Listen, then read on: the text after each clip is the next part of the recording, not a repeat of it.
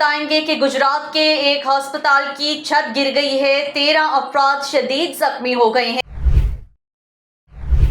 अहम खबर से आपको आगाह कर रहे हैं। गुजरात में अस्पताल की छत गिर गई, 18 अफराद जख्मी हो गए हैं। गुजरात के अजीज भट्टी शहीद अस्पताल में सर्जिकल वार्ड की छत गिरने से 18 से जायद अफराद जख्मी हो गए हैं। ज़राए के मुताबिक अजीज भट्टी शहीद अस्पताल में सर्जिकल वार्ड की छत गिरने से अस्पताल में 3 मुलाजमीन और 6 खवातीन समेत 18 मरीज जख्मी हो गए।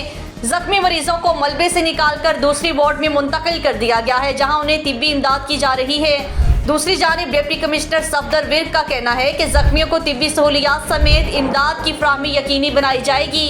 वाक़े की तहकीकात के लिए कमेटी तश्कील दे दी गई है। छत गिरने की असल वजह क्या है, इसकी जांच पड़ताल हो रही है।